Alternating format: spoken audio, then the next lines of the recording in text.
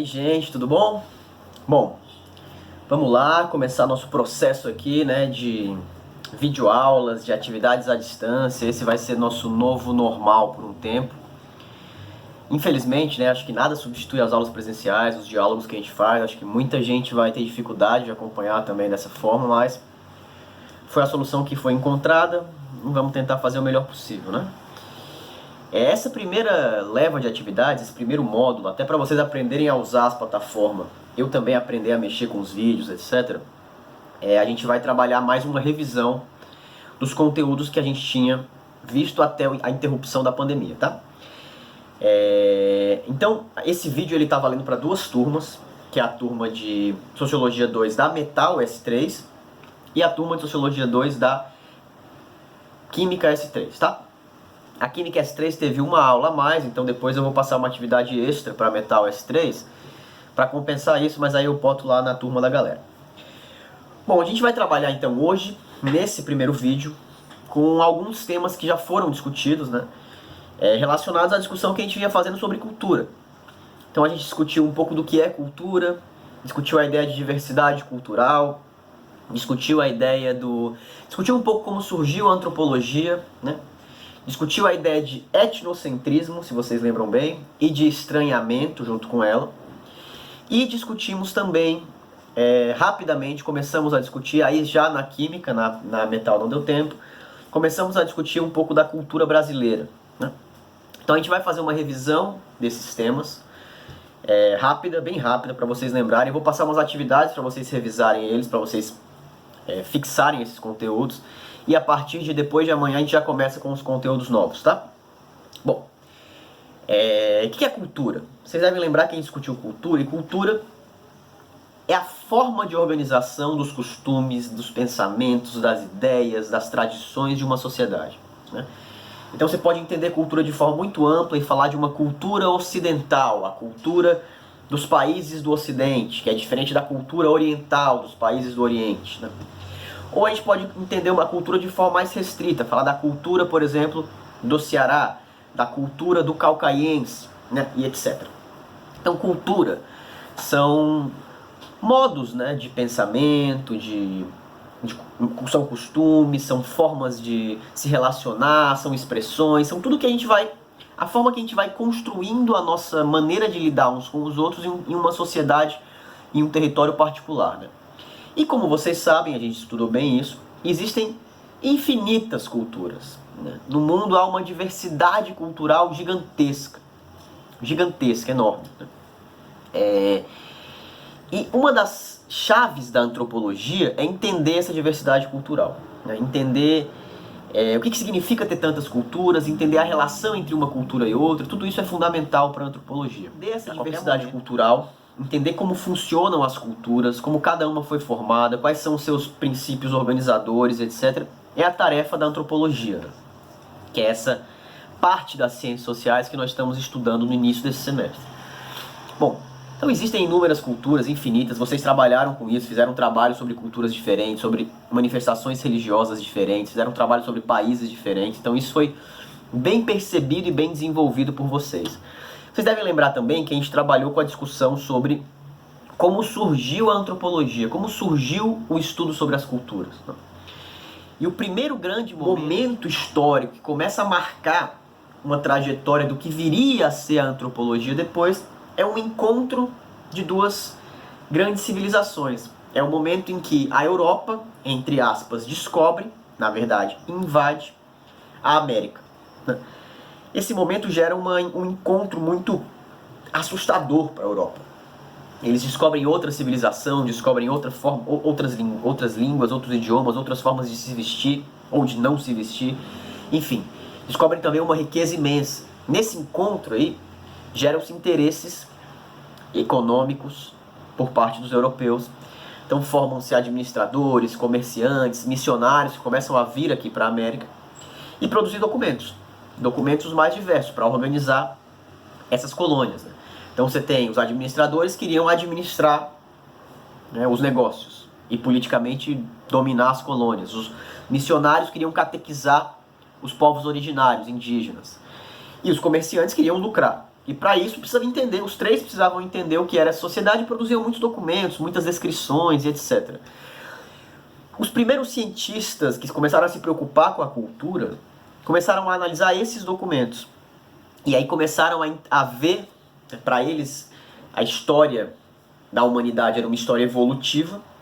A Europa estava no topo dessa evolução, vocês lembram que a gente discutiu isso, enquanto a América estava na base dessa evolução, estava lá no piso.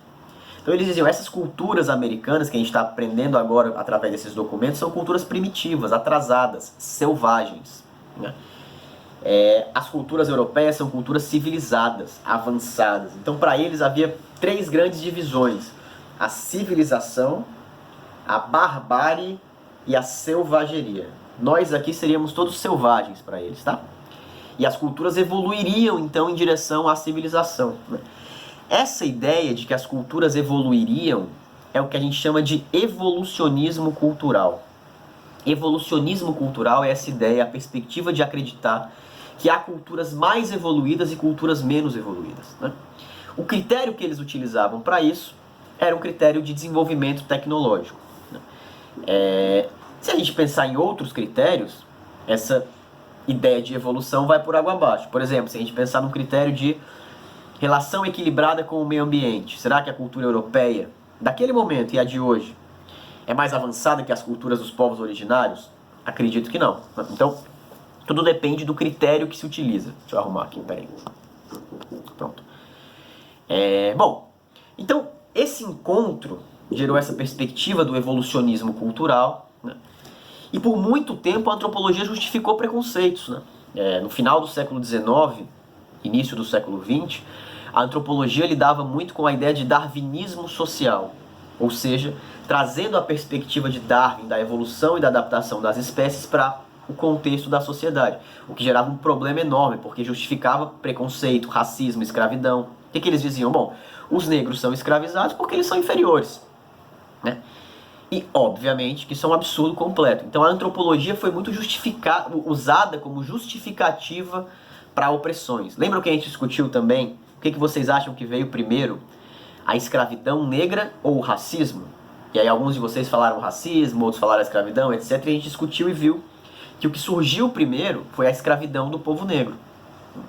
E aí depois, para justificar essa escravidão, que era uma medida econômica, surge uma ideologia, um conjunto de ideias, a gente vai estudar a ideologia logo logo, que tenta explicar isso, que tenta justificar isso, que é o racismo. Quer dizer, olha, eles são escravizados porque são inferiores.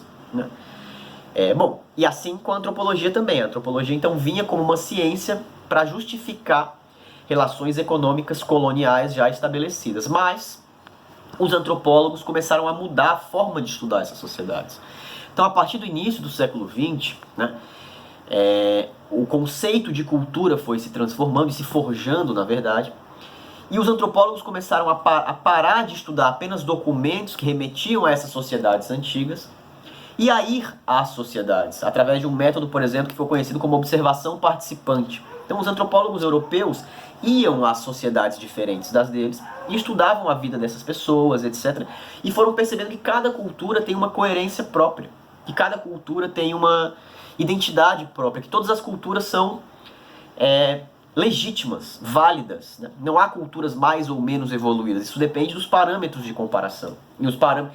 E se nós usamos os parâmetros de comparação da nossa cultura, todas as outras vão ser estranhas, inferiores, etc. Então, a antropologia percebe que qualquer tentativa de estabelecer uma linha evolutiva é totalmente equivocada. E aí, a gente vai para a discussão que vocês fizeram muito bem, que é a discussão sobre o etnocentrismo. O que é a ideia de etnocentrismo? Etnocentrismo é avaliar as outras culturas a partir dos critérios da nossa própria cultura. Isso leva a preconceitos, isso leva a percepções equivocadas sobre a outra cultura, etc. E como é que a gente faz para evitar o etnocentrismo? A gente usa o mecanismo do estranhamento. A gente tenta estranhar a nossa própria cultura, aprender, a antropologia ensina muito bem isso, aprender a estranhar o que parece normal pra gente, a desnaturalizar o que parece natural. Né?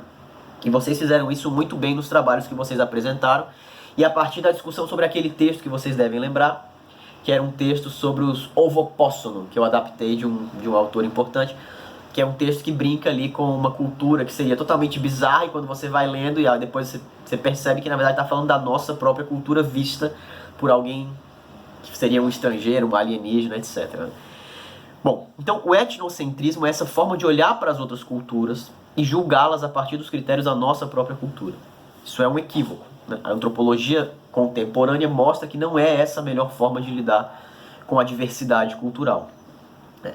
E aí a gente discutiu também um pouco do que é o relativismo cultural, que é o contrário do etnocentrismo, digamos, né? De considerar todas as culturas válidas, legítimas, e todas as práticas culturais aceitas, etc. E nós vimos também que o relativismo cultural apresenta um risco, que é um risco difícil, é um dilema, né?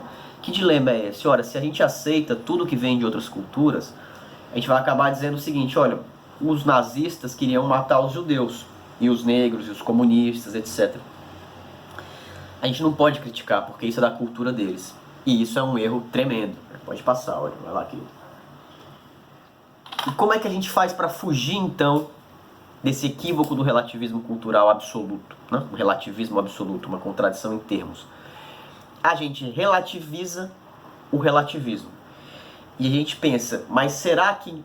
Eu usei o exemplo do nazismo, mas poderia usar outros exemplos, né? Por exemplo, tem culturas em determinados países que fazem mutilação genital nas mulheres para que elas não sintam prazer sexual. Isso é aceitável, né? Você pode dizer, mas é a cultura deles. Tem culturas que oprimem as mulheres, enfim, das mais diversas maneiras, etc, etc. Então, como é que você foge disso? A gente também viu isso, né? E viu que a melhor forma de fugir disso é procurar dentro dessas próprias culturas se existem, e em geral existem, formas de resistência, buscas por transformação e etc. Essa é a melhor forma de lidar com problemas, ou o que nós consideramos problemas, dentro de culturas diferentes das nossas, né? Bom, então a gente viu até aí, e aí a gente começou a discutir o que é a antropologia, o que é a cultura brasileira. Então a gente fez esse caminho rápido, né? Esse caminho rápido aqui, mas foi 3, 4 aulas para discutir tudo isso, apresentar um trabalho, etc. E aí a gente ia começar a discutir a cultura brasileira quando foi tudo interrompido pela pandemia, né? Então, o que eu quero que o pessoal da Metal faça? O pessoal da Metal, eu quero que assista um filme, eu vou colocar o link desse filme. O pessoal da Química já assistiu esse filme. Eu vou passar umas atividades para as duas turmas relacionadas a essa breve revisão que nós fizemos, tá? Então eu vou passar uma atividade que tem a ver com diversidade cultural, etnocentrismo, relativismo cultural, estranhamento, etc, né? E a gente daqui a 2 dias vai começar a discutir a cultura brasileira em cima do filme que vocês assistiram. A Química assistiu em sala, a Metal vai assistir em casa, cada um em casa. E a gente vai começar a discutir a cultura brasileira e vai seguir com nossos conteúdos, que ainda envolvem muitas coisas interessantes, como ideologia, alienação, indústria cultural, e vários temas. Enfim, então vai ser bem legal. Espero que seja útil, que essa primeira aula dê para vocês relembrarem um pouco o que foi o nosso processo e que a gente consiga caminhar bem nesse novo formato aí até julho, beleza? Brigadão para vocês, beijo grande, espero que dê tudo certo.